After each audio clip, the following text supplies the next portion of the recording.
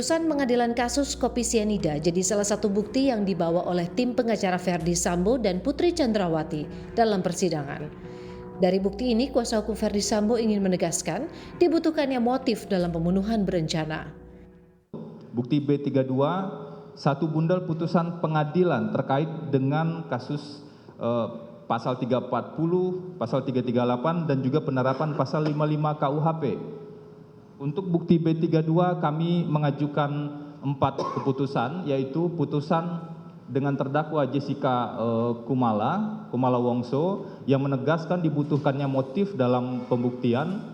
Kemudian dengan terdakwa Ratno Afriyadi bin Rapior, ini terkait dengan dibutuhkannya wajib dibuktikannya jangka waktu dan kondisi yang tenang bagi terdakwa dalam pembunuhan berencana. Total ada 35 bukti yang dihadirkan di sidang.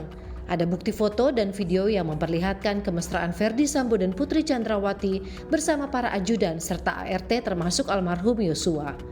Foto Yosua sedang di klub malam juga menjadi salah satu bukti yang diserahkan ke majelis hakim. Tim Sambo ingin menunjukkan kepribadian almarhum Yosua. Dalam penyampaian bukti ini, kuasa hukum Ferdy Sambo kecewa tidak diberi kesempatan majelis hakim menjelaskan bukti yang dikaitkan dengan pasal pembunuhan berencana.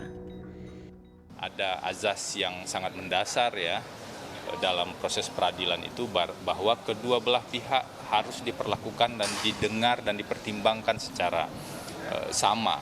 Nah, kami tentu saja menyayangkan hal seperti ini.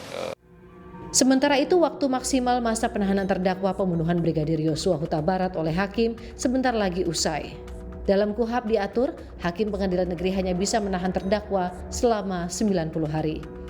Artinya jika perkara diserahkan kepada PN Jakarta Selatan pada 10 Oktober 2022, maka masa penahanan berakhir pada 9 Januari 2023. Kejaksaan Agung menyebut penahanan para terdakwa menjadi kewenangan hakim yang mengadili dan dapat diperpanjang.